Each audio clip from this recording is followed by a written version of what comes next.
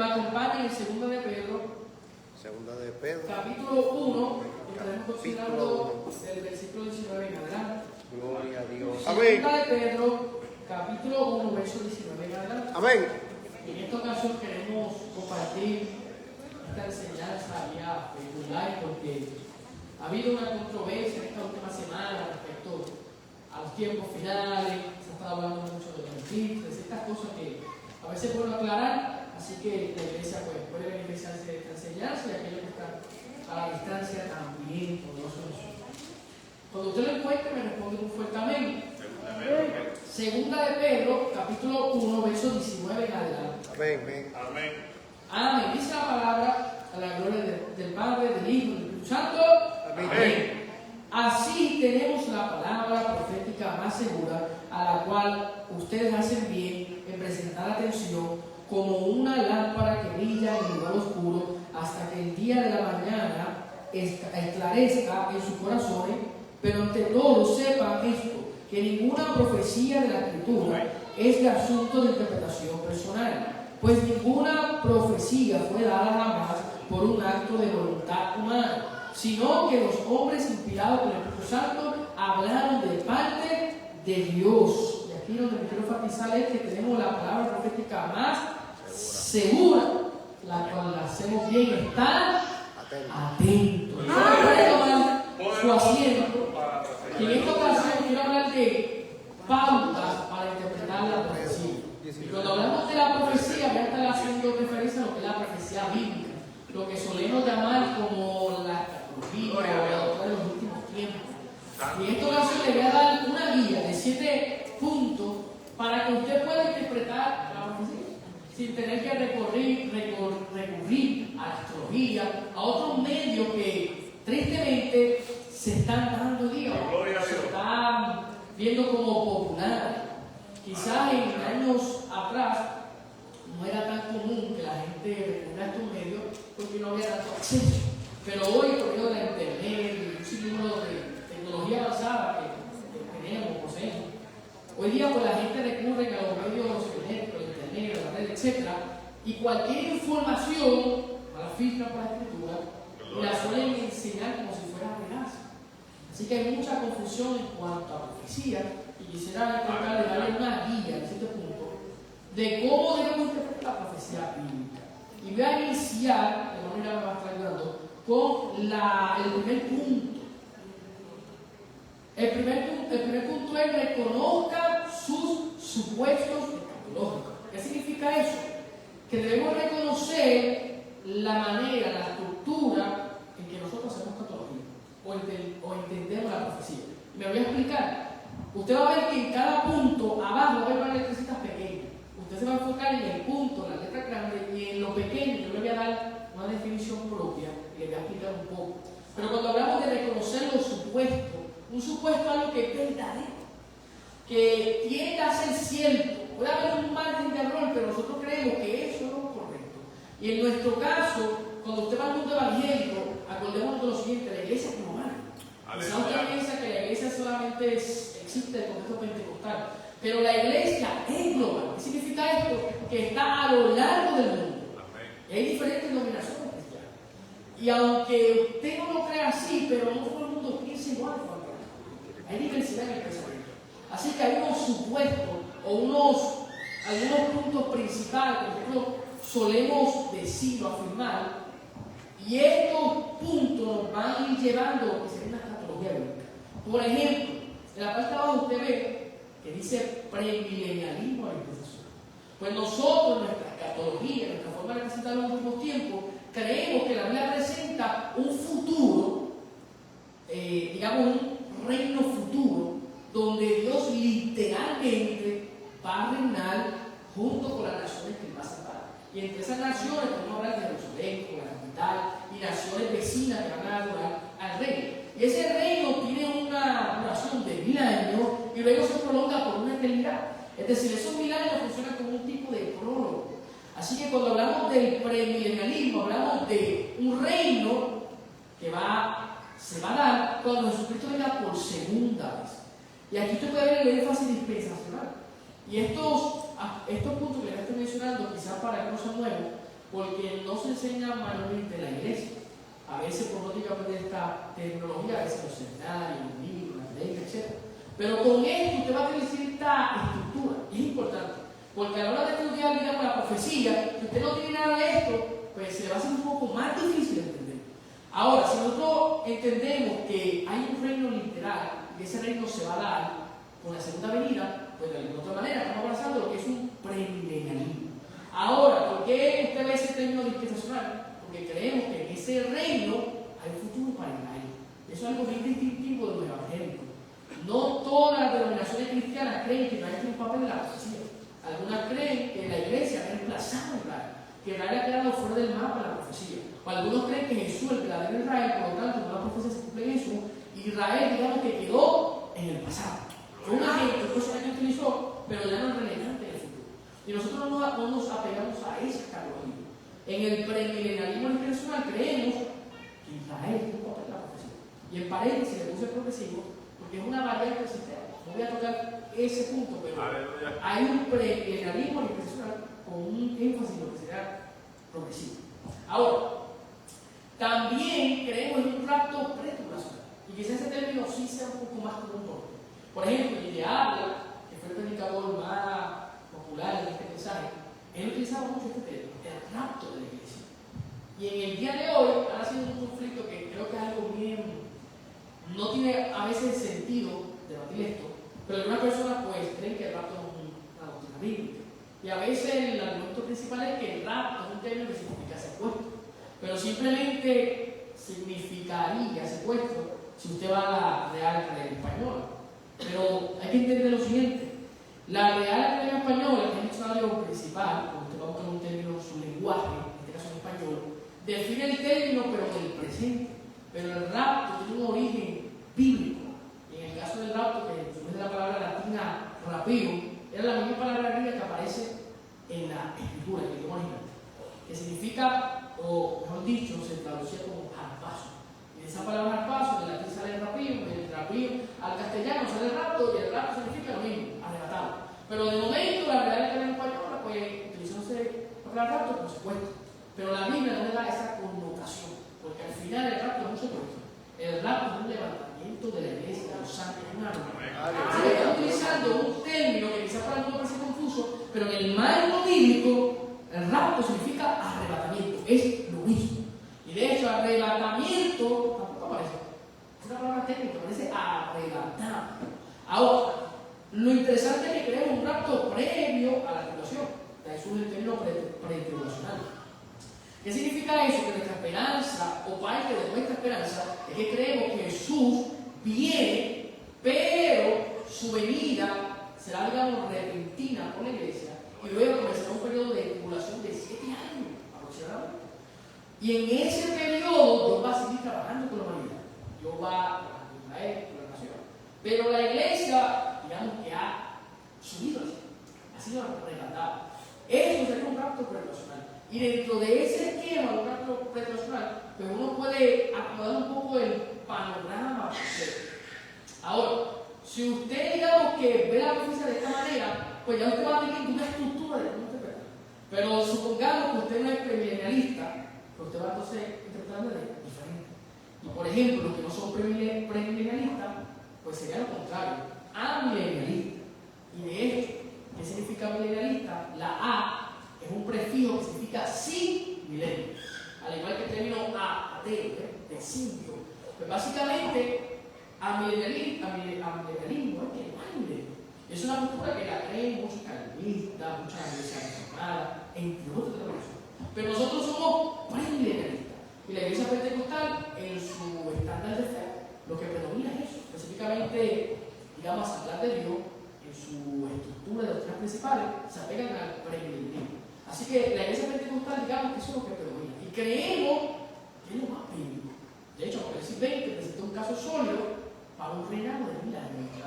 Así que podemos tener bastante sustento bíblico en cuanto a esto. También en el acto pretribulacional, Tesalonicenses 4 y 5 presenta un caso bastante sólido para un rapto previo a la tribulación. ¿Qué significa esto? Que estos supuestos escatológicos los podemos sustentar con la Biblia. Pero de la misma manera que usted sustenta esto, la Biblia marcar sus posturas. Por eso al final, debatir en cuanto a postura no es mundial. Esto usado la dinámica del debate cristiano se ha dado por muchos años.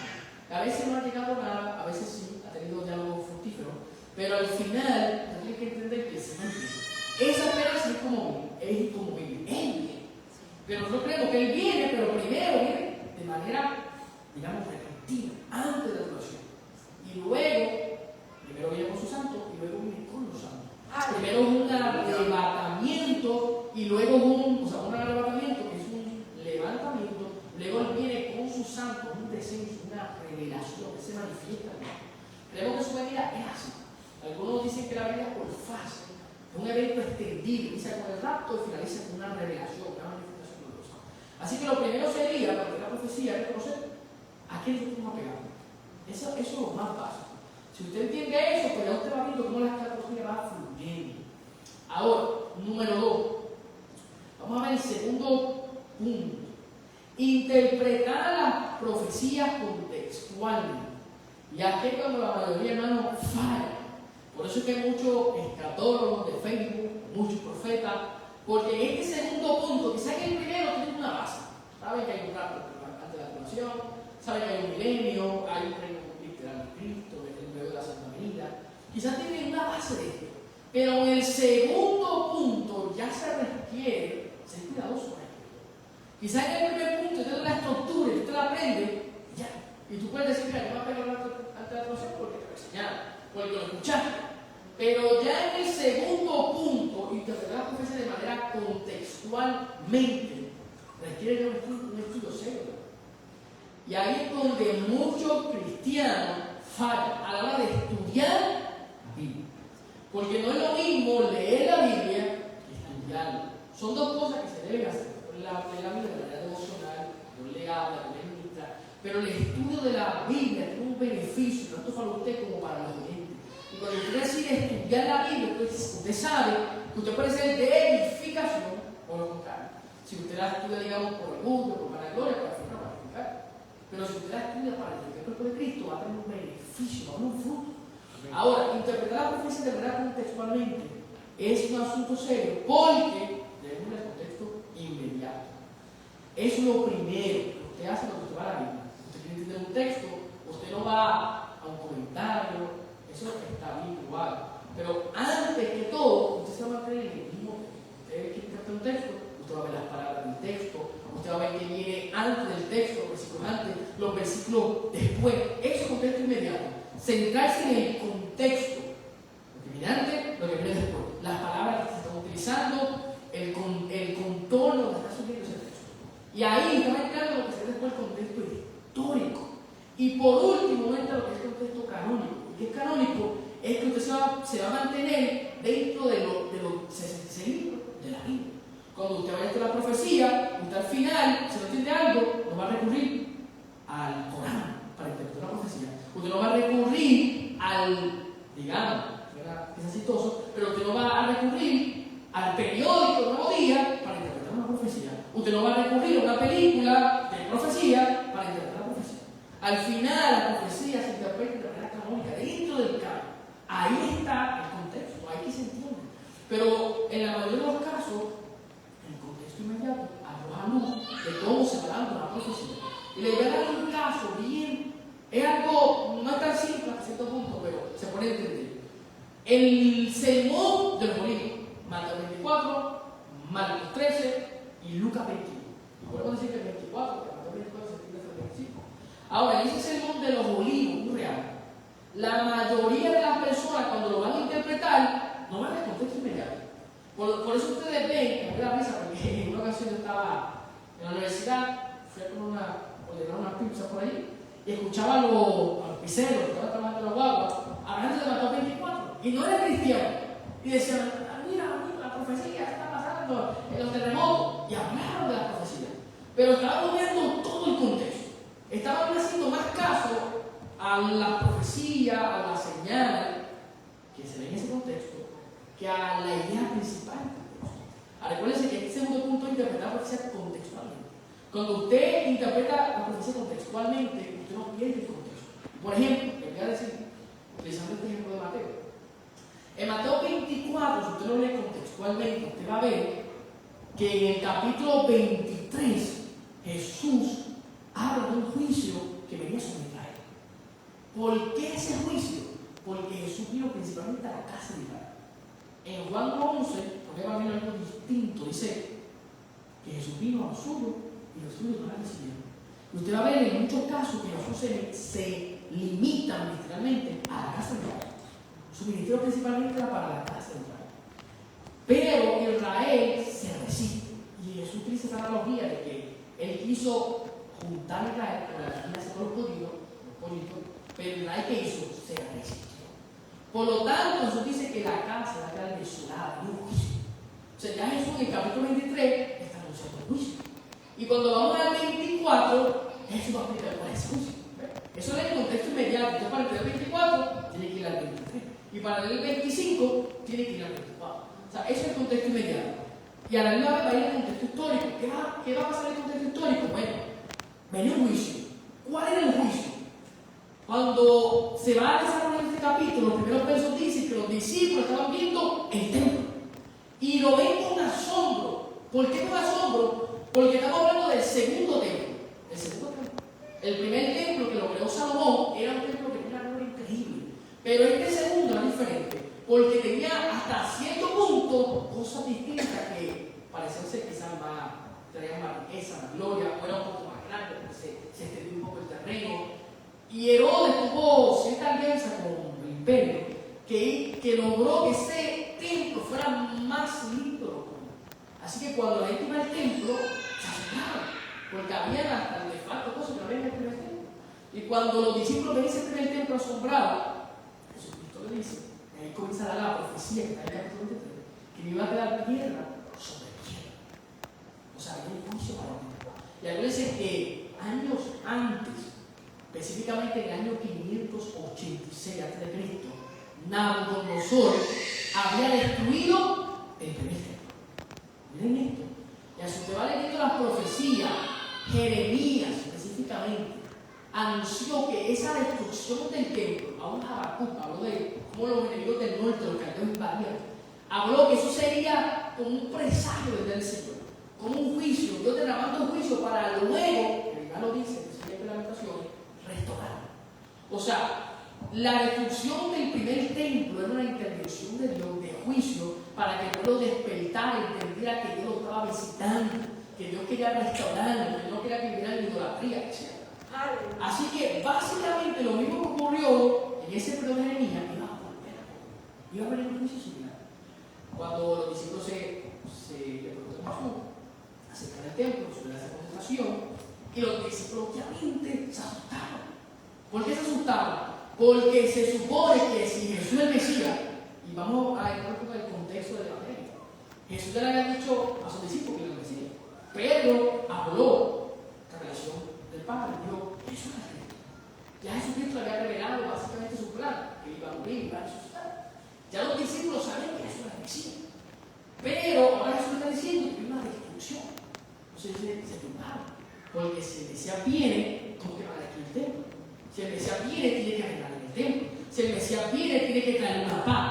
Pero si hay una destrucción, pues entonces será Jesús el Mesías. Y le piden una señal. ¿Cuál es la señal de tu venida? Y quizás usted dice, no, esa es el rapto. Pero, número uno, la iglesia no sabía formar todavía. Mateo 16:18, Jesucristo dice en tiempo futuro, hay un verbo futuro, que yo edificaré mi iglesia. Lo haré edificar, no la edificaré. Y Jesús estaba con él. O sea, los discípulos simplemente entendían una sola venida. Esta idea de dos venidas no estaba en la mente de un motivo tradicional, no estaba. Nosotros, porque tenemos ya el canon completo, entendemos que son dos venidas. Pero los discípulos no tenían en mente dos venidas. Ellos simplemente estaban esperando la señal de que el Mesías, Jesús, se revelara como la figura de David, como ese hijo de hombre, como ese rey David prometido. Ellos estaban esperando eso.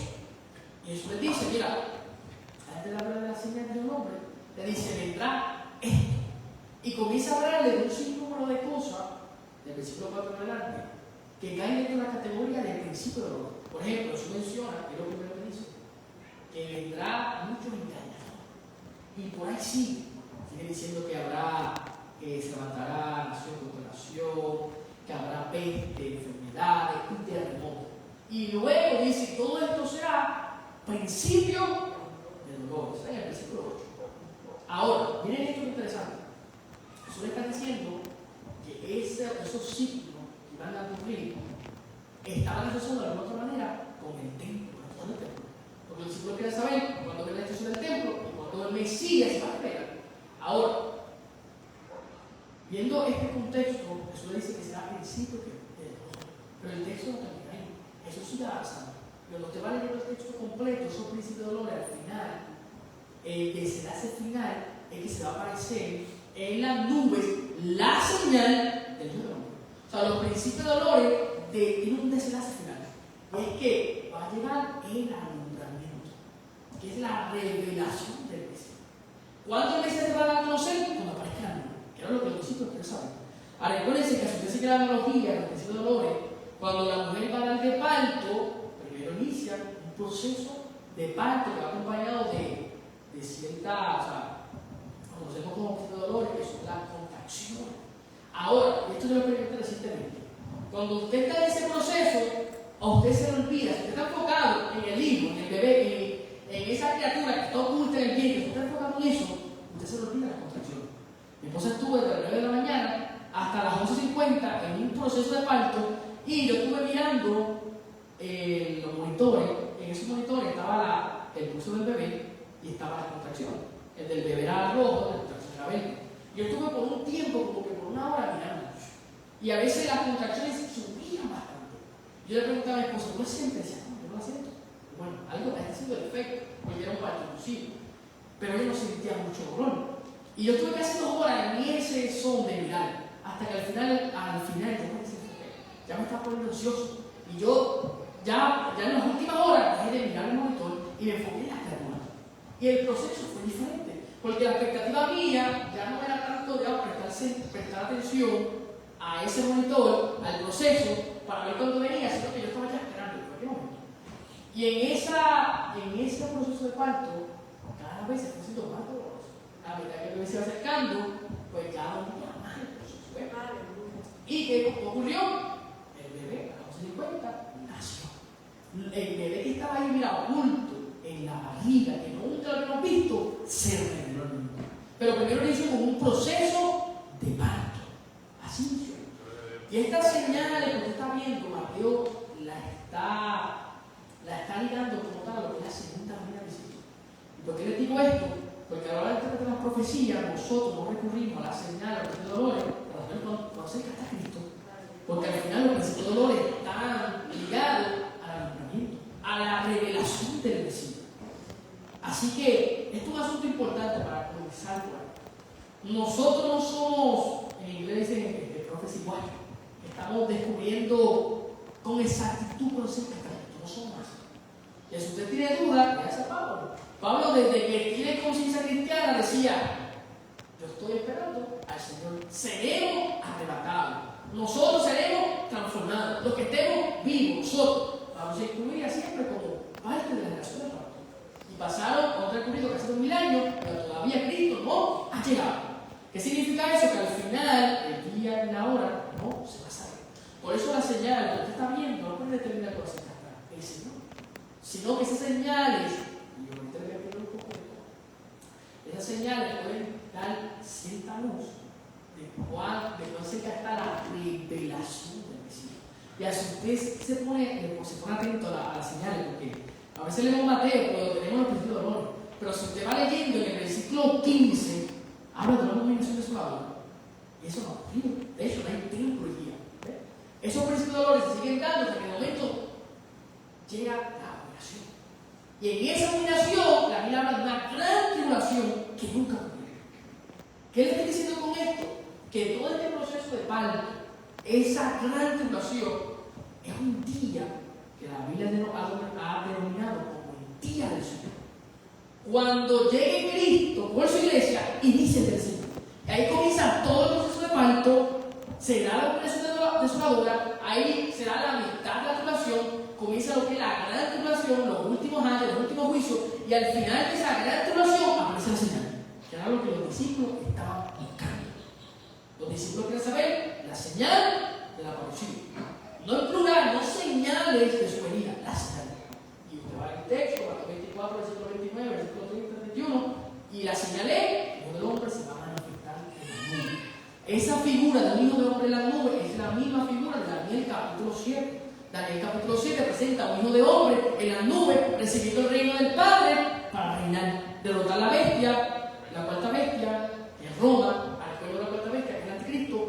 Toda esa figura está en Daniel, Mateo lo utiliza y nos conecta con lo que son los últimos tiempos. Ahora, miren esto. En la Biblia han ocurrido muchas profecías que parecen ser repetitivas.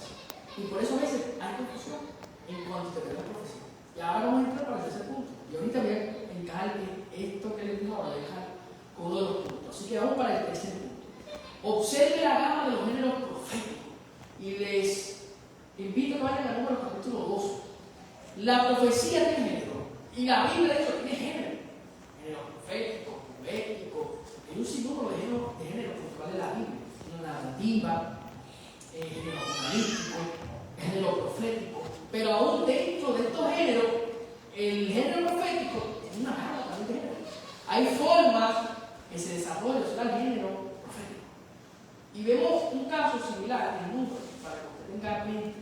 Números capítulo 12, vamos a considerar el versículo 6 y 7. Vamos a buscarlo. Dice, y él dijo, oigan ahora mis palabras, si entre ustedes hay profeta, yo el Señor me manifestaré a él en visión, hablaré con él en sueños, no así como me hicieron Moisés, entró a mi casa, él es fiel. Aquí usted va a ver que Dios se puede revelar de muchas maneras. Él decía, mira, a mi pueblo, a ustedes, Dios puede revelar de sueños y visión, la base de hablar audiblemente. Y en ocasiones, por ejemplo, muchas profecías se hablan así, audiblemente. Dios hablaba y era algo profético. Pero en otros casos, a la vez que se va desarrollando la narrativa bíblica, usted va a ver que en otros casos, por ejemplo, Daniel 2, Dios habla a través de un sueño, a un hombre impío, a nuestro corazón. Daniel 7, Dios habla a través de visiones. Al principio Dios puede hablar a través de una profecía, una voz audible. Moisés dice algunas cosas que eran proféticas, pero a lo largo de la Biblia hay género de la profecía. Hay profecías que son con visiones, y ahí entramos en un asunto delicado, porque muchas de estas profecías con visiones se interpretan en el mismo texto. El texto mismo, el profético, te indica lo que significa la visión. O sea, aquí no hay lugar acá para la interpretación. Por ejemplo, usted va a leer el capítulo 7 y ve una visión, le dice una visión, ve 4 de estos. Ve un león, ve un oso, ve un leopardo, ve una cuarta bestia espantosa. De momento Daniel se queda mirando esa visión y ve un hijo de hombre. Y ve que ese hijo de hombre se va acercando, bueno, de hecho, una escena del día, y de momento ve que en esa escena celestial, cambia el enfoque de la tierra hacia el cielo, ve que en esa escena celestial está una escena de hombre, un anciano, un de día, sentado en un trono, y de momento viene un hijo de hombre hacia el anciano. Ahí cambió el enfoque, Daniel se queda mirando esa visión. Ve la cuarta bestia que estaba como que moribunda, de momento ve que se le entregan los reinos al Hijo del Hombre, y Daniel se queda como que, ¿qué estoy viendo? De momento, ve un ángel y le comienza la interpretación de todas las cosas. ¿Qué significa eso? Que no hay lugar para decirlo. El león significa Rusia, o el oso Rusia. El griego, el imperio Persia, o el imperio de acá, de Estados Unidos. O la cuarta bestia representa los chinos, ¿no? Porque el mismo texto, a través de las visiones, se da la interpretación. Entonces, hoy día, por ejemplo, yo lo he dicho, no es algo tan común. Pero algunas personas, cuando van a interpretar la Biblia, utilizan los símbolos de la comunidad para interpretar el texto. Por ejemplo, en Apocalipsis 12 habla que a una mujer se le dan 2 alas de águila. Mucha gente dice, no, esas 2 alas de águila es que Estados Unidos va a intervenir en la guerra. Utilizan el símbolo de Estados Unidos como un águila y lo pone en el texto. Cuando la Biblia, usted va a ver que, por ejemplo, Juan utiliza esa figura de las águilas, porque en el texto habla que Dios saca a Israel con una águila, la saca, la protege del desierto, la casta del faraón. Y esa escena de Apocalipsis 12 es literalmente lo mismo, como una unidad, un éxodo. Por eso viene Juan, utiliza el mismo símbolo de las águilas que se ven en el éxodo, la parte de la mujer. No está hablando de Estados Unidos. Los mismos símbolos se van interpretando En algunos casos más fácil que otros, porque Daniel, por ejemplo, en ocasiones en el ángel le da el reglamento que significa la acción. Eso es fácil.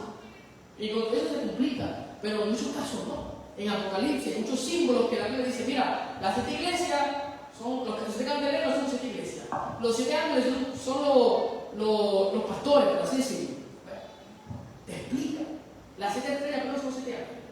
Y así sucesivamente, en muchos casos, los símbolos son explicados por el mismo texto. Y esto nos da cierta luz de cómo interpretar la profecía. Pero a veces se complica porque hay símbolos que la Biblia no te explica qué son. Por ejemplo, tú vas a Apocalipsis 18 y te habla, o 17, te habla de la gran ramera. Y te dice que la gran Babilonia. Y tú dices, pero, la gran Babilonia. Pero tú vas buscando Babilonia, literal, fue el imperio, o quizás el imperio más poderoso, el imperio de Daniel, y fue el imperio como modelo que representaba, digamos, la amenaza más grande para Israel. Fue el imperio quizás más temible para Israel, Babilonia. Entonces, usted va a Apocalipsis 17 y dice que esa gran ramera es Babilonia. Usted puede deducir que como es Babilonia, pues en el futuro Babilonia va a ser restaurada físicamente. Usted puede deducir eso. Sin embargo, en el Nuevo Testamento, por ejemplo, en el género profético, se le da un simbolismo a Babilonia. Babilonia, de hecho, Pedro, finalizando su primera epístola, dice, os saludan los que están en Babilonia. Y él estaba diciendo otra palabra, os saludan los hermanos que están en Roma. Porque todavía la iglesia no ha ido a Babilonia, no había comunidades en Babilonia. Pero, como el imperio romano estaba persiguiendo a la iglesia, pues Pedro utiliza Babilonia para darse forma. Los hermanos que están en Babilonia equivalente a los que están en Roma. O sea, Roma es el imperio final, se estableció.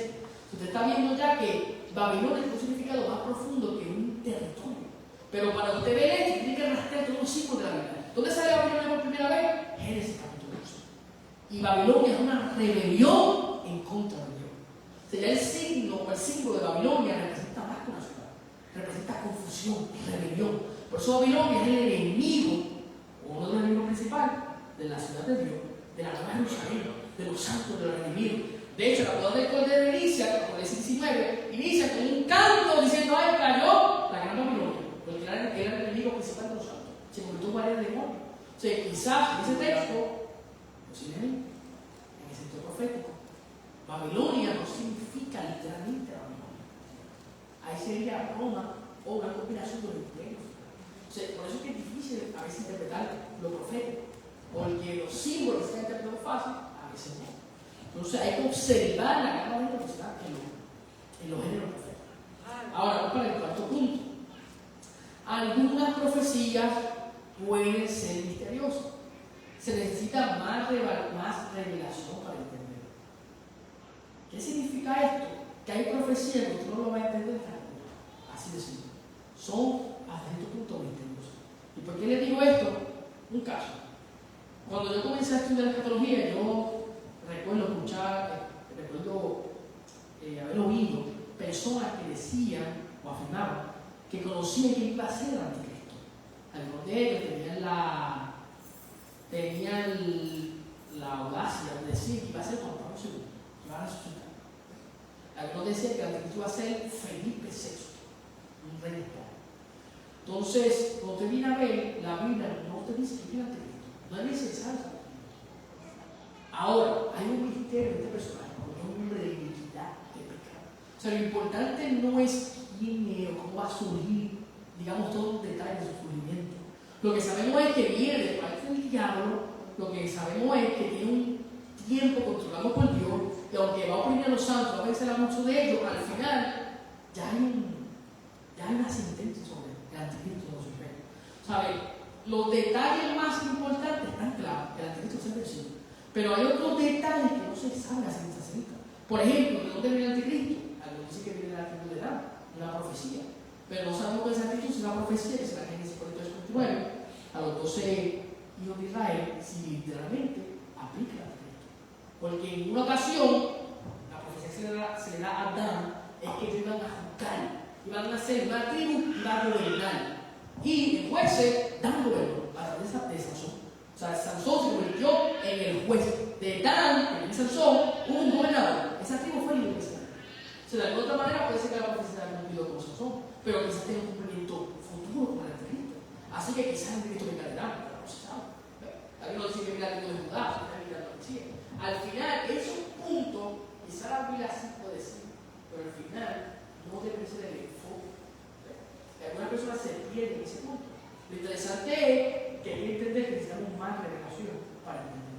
Cuando el Anticristo surja, ahí se debería saber de dónde que sale. ¿Y por qué les digo esto? Porque aunque usted no lo crea o no lo ve así, usted está participando en un panorama profético. ¿Qué significa eso? Que muchas profecías que están en la Biblia se van a hacer real o manifiestas en algún tiempo. Y cuando ocurran, ahí vamos a decir, así que se va a cumplir. Ahora no sabemos cómo se va a dar. Con exactitud, hay muchas profecías que no sabemos cómo se van a dar. Otro ejemplo, Ezequiel 38. Mucha gente dice, no, Ezequiel 38, 39, era Rusia. Rusia es el enemigo del norte. El texto nunca dice que Rusia es el enemigo del norte. Simplemente dice que del norte es el enemigo. Usted va a la Biblia, el norte siempre ha sido el lugar donde están los enemigos de Israel, en el norte. Jeremías habla de los enemigos del norte, porque estaba Babilonia en el norte. Siempre que se habla del norte, se habla del enemigo principal. Gog viene del norte, esa tierra del norte. Si usted va a la geografía de aquel tiempo, no apuntaba a Rusia. A Rusia actual no apuntaba. Sin embargo, utilizando la geografía actual, y podemos deducir que el rey del norte, Gog, es Rusia. Y quizás utilizan esta tecnología que el Ross utiliza, pero al final la Biblia nos dice que el rey o que Gog es Rusia. Podría ser, quién sabe, pero el texto no lo dice. Lo que la Biblia dice es que Gog se va a levantar, va a atacar a Israel y Dios lo va a vencer. Eso es lo importante de la profecía. Es lo que va a hacer Dios. Pero esos detalles de quién es Gog, etc., no son relevantes, no están de hecho. Y algunas personas se pierden en eso. Ahora, hay un esfuerzo profético. Usted puede ver la parte de abajo, no sé, así que esa colchete. Hay ese esfuerzo profético en pregunta. Hay algunos casos que se da eso. No es un esfuerzo profético. Eso se utiliza, y el mejor ejemplo es una montaña. Hay una montaña que puede ser bien extensa, bien larga, pero simplemente cuando usted está guiando, usted ve el pico de la montaña. Pero a medida que usted va recorriendo el camino, esa montaña tiene una cadena de montañas. O sea, antes de llegar a esa montaña, el pico, hay un montón de montañas que llegan, pero usted no la vio. Estaba lejos y simplemente vio el pico de la montaña. Pero muchas veces la profecía es así. Entre más cercano estamos al cumplimiento, más claro se va haciendo los detalles. Pero a exactitud a veces no podemos decir. Por eso que a lo largo de esto han fallado. Mucha gente ha dicho, este es el Anticristo, Gog es de Francia. Porque muchas veces puede parecer que todo está encajando, pero de momento, se rompe, o como que parece que ese panorama como que se descifra de momento. Ya eso ocurre muchas veces. En la Segunda Guerra Mundial, todo apuntaba que ese era el periodo de restauración. Mucha gente, por ejemplo, Catherine Boone, por ejemplo, escuchando acerca de la historia, una gran cristiana que mandó muchos judíos en el Holocausto, ella decía que estaba en la gran tribulación. ¿Por qué Catherine Boone, una cristiana fiel, pensaba eso? Porque estaba viendo un anticristo, Hitler. Estaba viendo el pueblo de Dios, los israelitas, los judíos, sufriendo. Estaba viendo nación contra nación. Todo esto que ahorita hablamos, ese dolor. Posiblemente también vio terremotos, porque para aquel tiempo se registró también terremotos. ¿Y qué hizo Catherine Boone? Bueno, estaba en la gran tribulación. Ahora, el pensamiento de ella no fue el correcto, pero ella mantuvo su fe en Amén. Y al final, cuando ocurre ese tipo de tribulación, estos detalles que estoy diciendo ahora se van a saber. Y para que esto ocurra, se supone, y acabamos en el primer punto, lo primero que ocurre es el rapto. Como el rapto no ha pasado, pues no sabemos con exactitud cuán cerca estamos de eso. Cuando ocurre el rapto, podemos decir que quizás en 7 años, no es el Señor. Si se toma el literal, pues en 7 años, ahí podemos decir que las señales van a apuntarse. Pero mientras no ocurra el rapto, las señales no son para determinar la cercanía de Dios. Imagínense que estas señales también se han dado a lo largo de la historia. Desde el inicio de la iglesia o antes, ha habido terremotos, ha habido peste. Y hay momentos en la historia que han habido más muertes que ahora. Por ejemplo, la peste negra que mató cientos, miles de gente. Hasta el día de hoy no ha habido quizás algo tan fuerte. Pero vimos el caso, unos años atrás, el COVID. Llegó el COVID. Y mucha gente, no, esto es una una señal del fin, se soltó el jinete amarillo. Y comenzaron a buscar videos del jinete amarillo caminando. Ahora, cuando usted viene a ver, yo no puedo decir que el COVID es una señal del fin. Lo que para mí mejor encaja con todo esto, que el COVID es una muestra de la soberanía de Dios. ¿Por qué yo creo eso? Porque en el COVID murieron muchos pastores, muchos siervos de gente que no conocía, murieron. Pero otra gente que no le servía a Dios, le dio COVID, murieron. Pero quizás hoy está sintiendo algo. Otros que no tenían recursos, que no pudieron tomar un hospital porque sus países no había, les dio COVID y a punto de la muerte clamaron que Dios salvó. Aún sí, aún no. ¿De qué habla eso? La señal de Dios. Ese proceso de COVID que la iglesia experimentó, y yo de hecho hice un ensayo hace unos años atrás, hice un ensayo en una clase, y ese ensayo de la respuesta de la iglesia fue COVID. Y la respuesta de la iglesia fue bien variada. Dependiendo de los puntos gráficos de la iglesia, había una respuesta diferente. O sea, la iglesia de Puerto Rico cerró la iglesia y todo bien. Pero otras iglesias ni siquiera cerraron las puertas, ni siquiera dando culto social. O sea, la respuesta de la iglesia a lo largo del mundo ante el COVID fue diferente. Recuerden que la iglesia tiene el Espíritu Santo. Se supone que tengamos la misma mente, pero la respuesta fue diferente. ¿Por qué? Porque mucha gente interpretó el COVID como una profecía del último tiempo y otros la interpretaron diferente. Y eso trajo un efecto en cuanto a la respuesta. Ahora, yo vi el COVID como un producto de la ciudad de Dios. Por lo tanto, cuando llegó el COVID, yo dije, bueno, si me da el COVID, yo soberano. Al final el COVID no me dio miedo. Y de hecho, estuve como un mes con miedo, con el COVID. Y en casa mismo me daba cositas con el COVID. Me recuerdo que una vez me hablando, me dijo, mira, vi una sombra negra por tu cuarto. Y yo dije, ahí entendí que no es espíritu de enfermedad, que estaba hablando. Y parece algo raro, como que sí. Y el espíritu de enfermedad es una sombra por allí negra. Yo llevaba de casa y me enfermo, con síntomas de COVID, ni siquiera había salido de casa. El enemigo tomó ventaja, pero la iglesia, que supo tener su cultura correcta, dijo, no, el Señor está en control. Dios es soberano. No vieron el COVID como un signo del fin, simplemente entendieron que era un proceso que nos tocó vivir al mundo entero, que no solo fue para la iglesia. Así que al final, estas cosas que ocurren, COVID, terremoto, no pueden determinar nosotros qué significa. Hay que entenderlo. Ahora, vamos para el quinto punto, ya estamos ya finalizando. Observe profecía similar en lenguaje externo. Y aquí voy a retomar una idea que la dejé atrás. Observe profecía similar en el lenguaje externo. Y abajito, en paréntesis, dice patrones, tipos y escala. En la Biblia se da mucho eso, los patrones, los tipos y la escala. La escala es cuando un cumplimiento llega a la consumación, al cumplimiento final. Por ejemplo, en el Éxodo, usted va a ver que eso se va repitiendo a lo largo de la historia, hay mucho Éxodo. El Éxodo normal de José se dio con la liberación de Israel de Egipto, pero de momento usted va a la historia de Nehemías y Esdras y ocurre otro Éxodo. Israel sale de un exilio, sale de Babilonia, de confusión, estaba allí Marduk supuestamente, el de babilónico, salen de ahí y vienen a donde? A la tierra, a Jerusalén. Eso es otro segundo que Éxodo. El Éxodo es un signo de salvación. Estaban cautivados en Babilonia, que ahora están volviendo a su tierra, Jerusalén, ciudad de paz. Ahí ocurre el Éxodo. Y en ese Éxodo, Isaías profetizó que vendría un hombre llamado Ciro, que sería un ungido.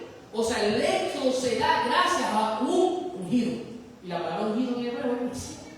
Dios utilizó un ungido llamado Ciro, se lo profetizó. Ciro de un edicto, ese edicto se da con Esdras, y Esdras comienza a levantar y a edificar el pueblo, el templo de Jerusalén, que estaba en ruina por manos de Nabucodonosor. Hay un segundo Éxodo, pero ese segundo Éxodo no finaliza con la reconstrucción del templo y la muralla con el mundo. No finaliza. Cuando usted va a la Biblia, en el Evangelio, ocurre otro Éxodo. Y ese Éxodo, o ese nuevo Éxodo, se da con Jesús. Jesús comienza con una liberación. El pueblo de Israel estaba en el cielo. Y viene Jesús, comienza a echar fuego de nuevo, liberar a los cautivos, a sanar. Todo eso era signo de un nuevo Éxodo. Como usted lo sabe, el ministerio de Jesucristo inicia en el desierto. Allí está tentado por el diablo. Y todo eso es el mismo estructura de eso. Pero en este caso, el Éxodo de Jesús se va a finalizar en victoria. Y en este caso, el Éxodo de Jesús no va. La meta no va a llegar a Jerusalén, el muro de Jerusalén. La meta es llevar a la gente al cielo, reconciliar al Padre. Un Éxodo que finaliza en una escalada. Ahí viene el cumplimiento mayor. El Éxodo final es con Jesús. O Entonces la profecía tiene esos patrones, tipos y escaladas. Por ejemplo, el día del Señor ocurre de esa manera. Jeremías habló del día del Señor, que se va a dar por la destrucción del templo. Y ese día del Señor ha ocurrido en varias ocasiones. Pero cuando te vas a las epístolas, Pablo habla del día del Señor. ¿En dónde? Primera de Tesalonicenses 5. ¿Qué dice en esa palabra? Dice que no os toca a vosotros saber los tiempos de la sazón. Y utiliza técnicamente la misma palabra que utiliza Lucas en Hechos capítulo 1, versos 5, versos 6. Pablo está diciendo a ellos que el día del Señor vendrá como ladrón. Que cuando digan paz y seguridad, vendrá sobre ellos destrucción repentina como la mujer que encinta. Esa figura de la mujer encinta, esa analogía, es la misma que está en Mateo. La mujer encinta da inicio al proceso de parto finaliza con el nacimiento. Todo estos símbolos hablan del día del Señor. Mateo 24 está hablando del día del Señor. Ahora, lo interesante es que cuando Jesús da estas palabras, ocurre algo, y aquí yo lo completo, por eso yo lo digo ahorita que hay que observar la profecía, hay que entrar en contexto, y aquí un poquito complicado. Porque cuando tú vas al contexto histórico, te dice, espera, ¿cuándo se destruye el templo? Se destruye en el año 70. Se destruyó. Por manos de Tito, el emperador. Ahora, cuando Jesús le da esa profecía a los discípulos de la destrucción del templo, aproximadamente era el año 30.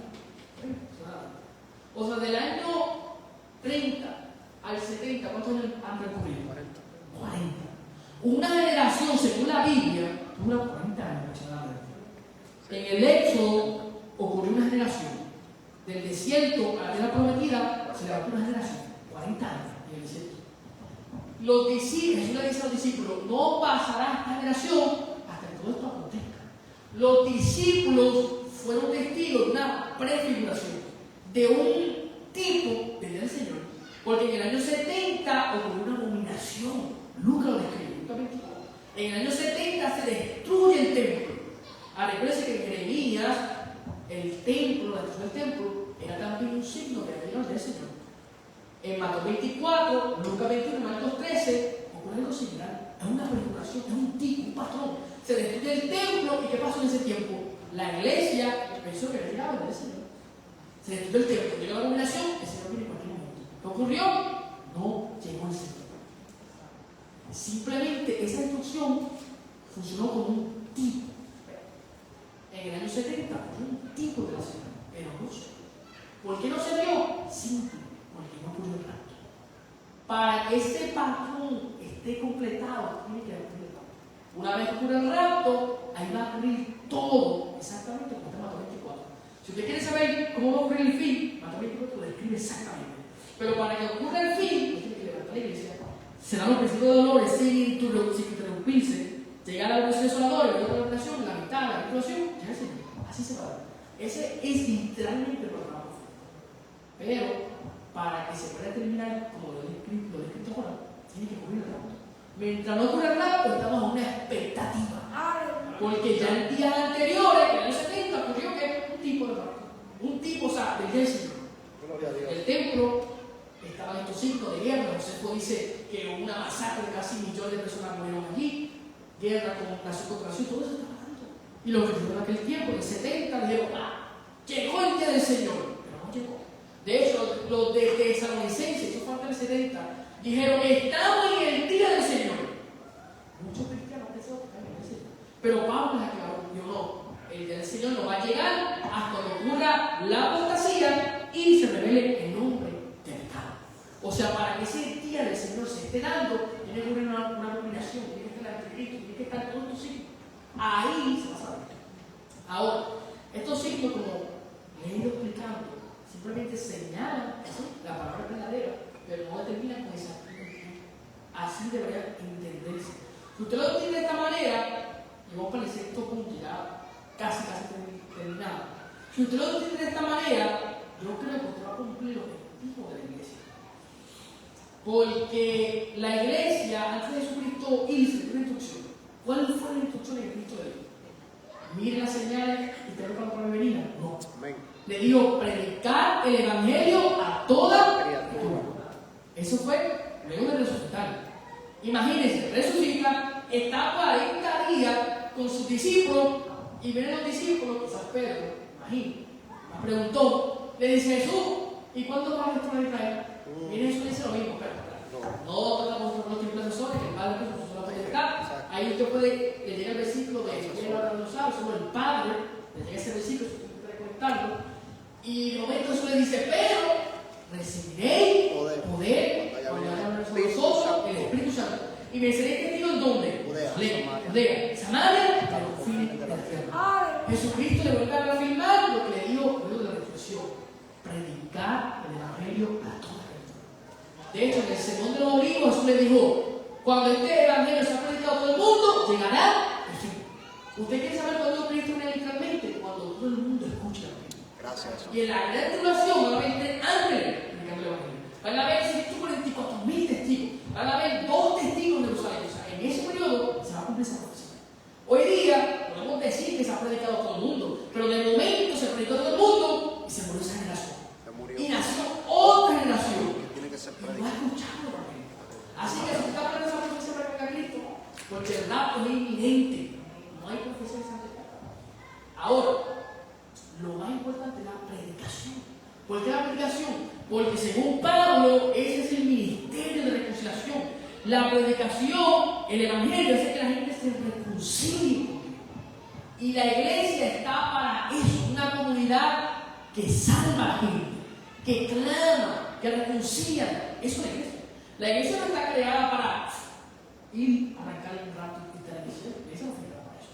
La iglesia es un pueblo de redimido que representa al Cristo resucitado. Si usted entiende que usted está diseñado más allá de la del cielo, usted va a cumplir su destino en la tierra.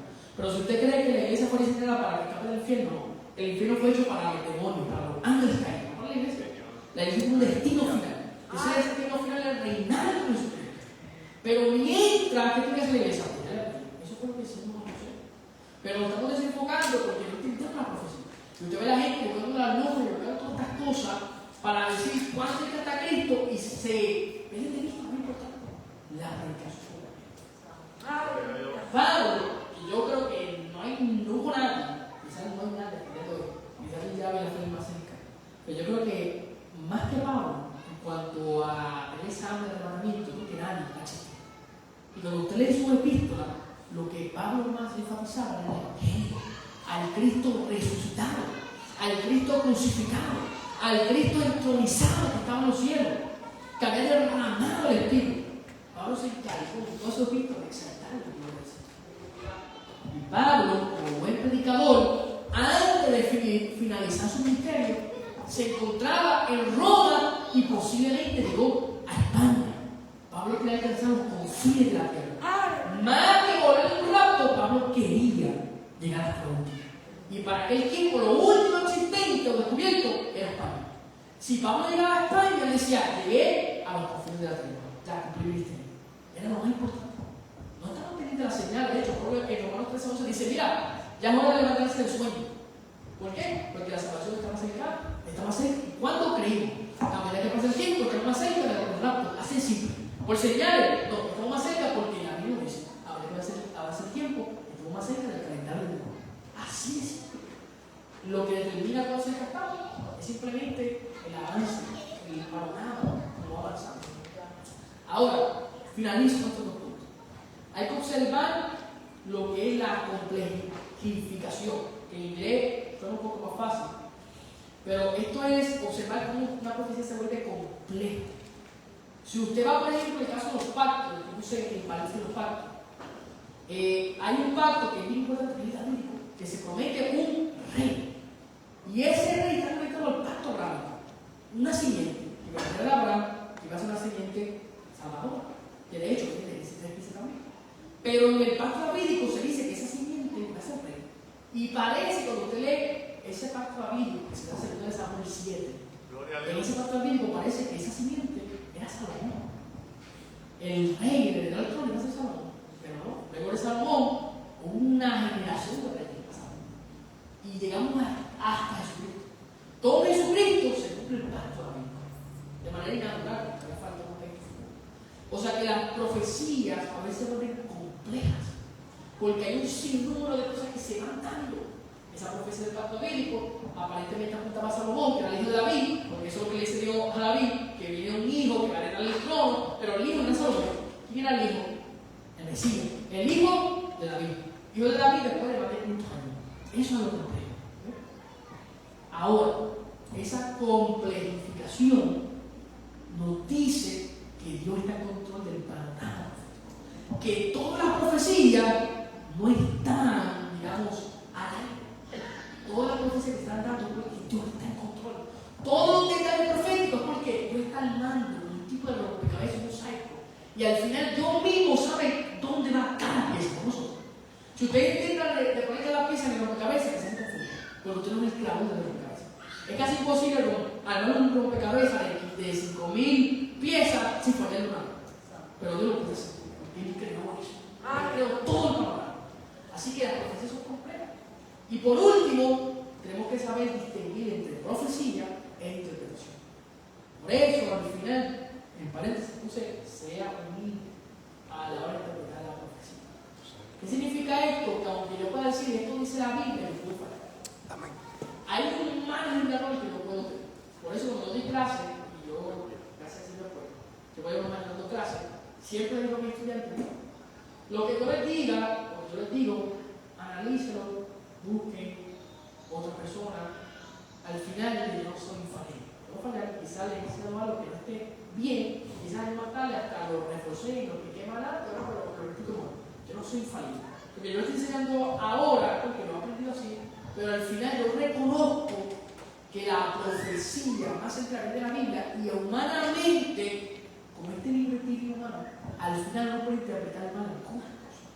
Por lo tanto, no se pierdan los detalles pequeños, enfóquese en lo que está más claro. Que el Señor viene. Y como Él viene, tenemos que estar ¿qué? Preparados, velando, orando, haciendo así. Eso es así.